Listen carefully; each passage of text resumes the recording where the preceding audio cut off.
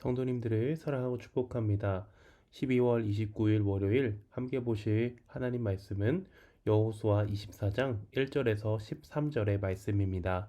하나님의 말씀 읽도록 하겠습니다.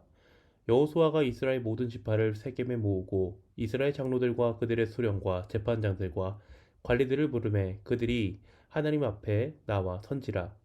여호수아가 모든 백성에게 이르되 이스라엘의 하나님 여호와께서 이같이 말씀하시기를 옛적에 너희의 조상들 곧 아브라함의 아버지 나홀의 아버지 데라가 강 저쪽에 거주하여 다른 신들을 섬겼으나 내가 너희 조상 아브라함을 강 저쪽에서 이끌어내어 가나안 땅 온 땅에 두루 행하게 하고 그의 씨를 번성하게 하려고 그에게 이삭을 주었으며 이삭에게는 야곱과 에서를 주었고 에서에게는 세일산을 소유로 주었으나 야곱과 그의 자손들은 애굽으로 건너 내려갔으므로 내가 모세와 아론을 보내었고 또 애굽에 재앙을 내렸나니 곧 내가 그들 가운데 행한 것과 같고 그 후에 너희를 인도하여 내었노라. 내가 너희 조상들을 애굽에서 인도하여 내어 바다에 이르게 한즉 애굽 사람들이 병거와 마병을 거느리고 너희 조상들을 홍해까지 쫓아오므로 너희 조상들이 나 여호와께 부르짖기로 내가 너희와 애굽 사람들 사이에 흑암을 두고 바다를 이끌어 그들을 덮었나니 내가 애굽에서 행한 일을 너희의 눈이 보았으며 또 너희가 많은 날을 광야에서 거주하였느니라.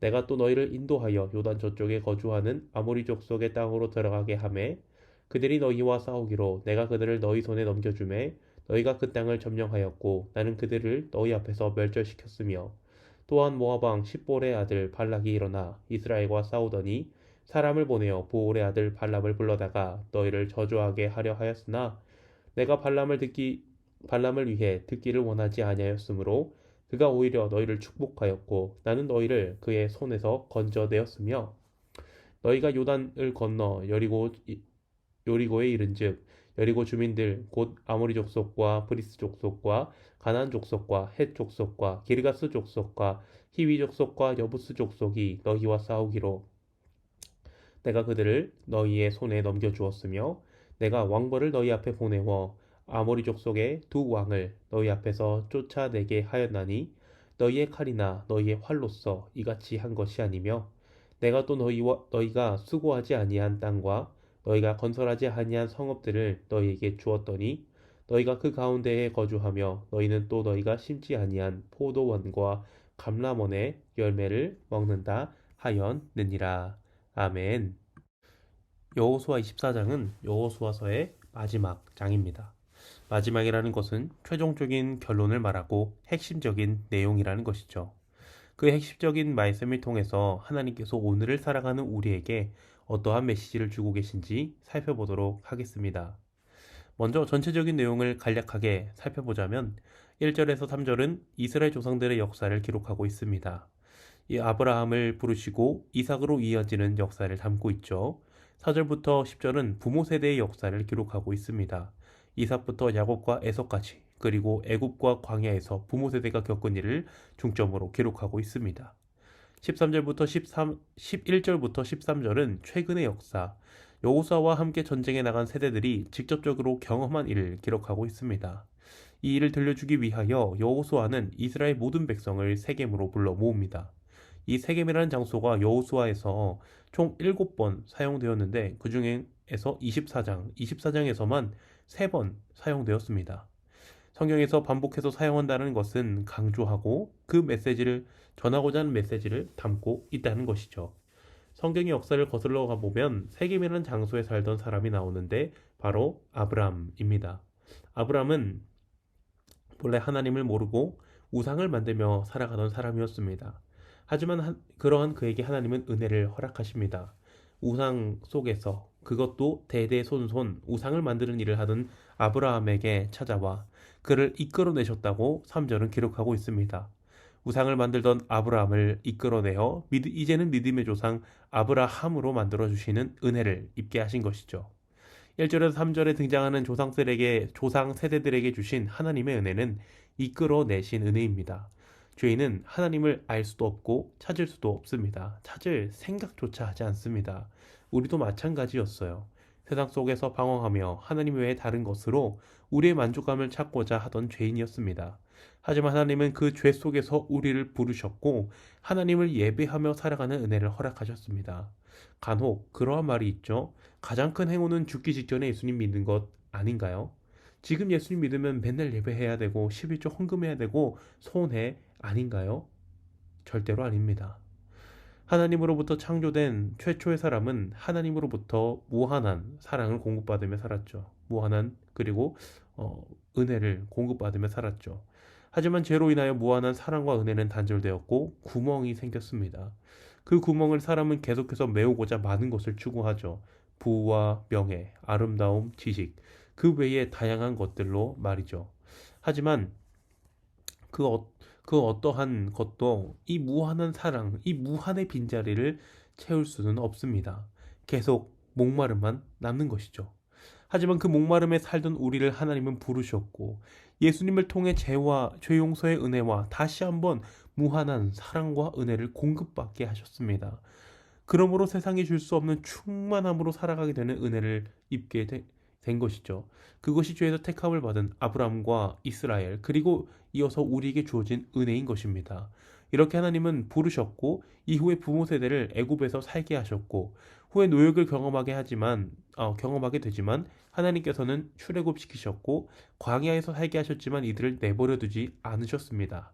4절부터 10절에 나오는 부모 세대에 드러나는 은혜의 핵심은 인도하심입니다. 이 인도하셨다라는 말이 5절, 6절, 8절에서 반복되어 사용되어집니다. 하나님께서 이스라엘 백성들의 죄를 건지셨고 내버려 두신 것이 아닙니다. 인도하셨습니다. 야곱과 가족들이 처음 애굽에 가게 된 것은 극심한 가뭄에서 그들을 지키시고 인도하신 것이고 이스라엘이 노예 생활을 하지만 그 노역 속에서 모세와 아론을 보내셔서 출애굽으로 인도하셨고 하나님이 주신 땅을 악평하여 광야에 살게 되었지만 만나와 메추라기로 먹이시고 위험 가운데에서 발람의 그 저주 속에서도 보호하시며 계속해서 이스라엘 백성들을 인도하셨습니다. 우리도 마찬가지죠. 어제 마침 딱 이 녹음을 들으시는 분들은 이제 오늘입니다. 2025년 1월 1일 12시가 지난 송구영신 예배사진부터 다음 세대 여름 겨울 사역 효동관광 세례 입교식 1대1 수료식 찬양 경연대회 네팔 선교까지 2025년도의 사진들을 볼 기회가 그리고 봐야만 하는 그러한 일이 있었습니다. 이 모든 일이 하나님이 인도하지 않았다면 이 사진을 보면서 어떻게 우리가 이 과정을 지나올 수 있었을까? 그런 생각이 많이 들었습니다. 우리는 늘 찬양으로 고백하죠. 지금까지 지내온 것 주의 크신 은혜라고 말이죠. 그리고 이 말은 또 어떤 의미를 가지고 있는 것이냐면요. 우리를 내버리지 않은 하나님은 우리의 부모 되신 하나님이라는 의미도 가지고 있어요. 이 부모가 되었다는 말은 무슨 말이냐면 계속되는 관심과 사랑을 의미합니다. 부모의 역할은 언제까지일까요? 자녀가 성인이 되면 끝일까요? 자녀가 결혼을 해서 출가를 하면 끝일까요? 아니죠. 부모의 역할은 계속됩니다. 물론 자녀가 성인이 되어서 결혼을 하고 출가하면 이전과 같이 직접적으로 계속되는 돌봄을 하지는 않으실 거예요. 대신 계속해서 부모의 마음이 자녀를 향하게 되죠. 밥은 굶고 다니지는 않는지, 어떤 좋고 나쁜 소식은 없는지 하고 말이에요. 저희 부모님도 그러하고요. 하나님이 우리를 인도하셨다. 하나님이 우리 부모가 되셨다는 것은 하나님께서 계속해서 우리를 향한 사랑과 관심을 쏟고 계시다는 것입니다. 우리의 어려움과 우리의 고난을 지켜보고 계시고 여러분이 그것을 하나님을 의지할 때 하나님을 의지하기를 바라시는 그러한 마음도 가지고 계시다는 거예요. 그러한 사랑과 은혜의 하나님은 이 말씀을 직접적으로 듣는 이스라엘 백성들에게도 은혜를 허락하셨고 말씀을 듣는 이스라엘들에게 주신 은혜의 키워드는 무엇이냐? 이제 10절, 11절부터 13절 들어가는 이 은혜의 키워드는 신실하심입니다. 신실하심입니다. 하나님께서 약속대로 가나안 땅의 족속들을 넘겨주셔서 약속의 땅을 주셨으며 그 땅에서 이들이 심지 아니한 양식을 먹었습니다. 조상과 부모들에게 약속하신 하나님께서 그 약속을 신실하게 지키신 것이죠. 여호수아는 고의적으로 이스라엘이라는 나라가 시작된 아브라함을 최초로 부르신 세겜의 땅으로 이스라엘 백성들을 모았고 조상부터 부모에 거친 자신들에게 신실하게 약속을 이루신 하나님에 대해서 전합니다. 하나님의 의도는 무엇일까요? 조상부터 부모에 거쳐 지금 이스라엘 백성까지 약속을 신실하게 지키신 하나님께서 앞으로도 그 약속을 신실하게 지킬 것을 말씀하시는 것입니다. 하지만 여기서 중요한 것이 있어요. 하나님께서 하신 약속은 축복의 약속만 있는 것은 아닙니다. 축복과 저주의 약속을 함께 주셨다고 여호수아 23장에서도 말합니다. 그리고 하나님은 축복뿐만 아니라 저주의 말씀도 신실하게 지키시는 하나님이라는 거예요. 이 말씀을 통해서 하나님은 어떤 것을 바라시냐? 우리가 계속해서 하나님 따르기를 바라시는 것입니다. 이제 말씀을 마무리하고자 합니다. 하나님은 우리에게 많은 은혜와 약속과 사랑을 허락하셨습니다. 그리고 하나님은 계속해서 우리가 하나님을 섬기고 예배하며 살아가기를 바라십니다. 이제까지 인도하신 하나님, 그 은혜를 기억하며 앞으로도 하나님만 섬기는 우리 성도님들 되기를 간절히 소망합니다. 기도하겠습니다. 사랑이 많으신 하나님, 우리를 지금까지 인도하시고 계속해서 돌보아 주시고 함께하여 주시고 관심을 주시고 사랑을 주셔서 감사합니다. 하나님, 우리가 하나님의 은혜를 기억하며 앞으로도 인도하실 하나님을 바라봅니다. 주님, 우리의 일생 가운데 함께하여 주시고 인도하여 주시며 주님의 사랑을 계속해서 공급하여 주시옵소서. 감사를 드리며 우리 주 예수님의 이름으로 기도합니다.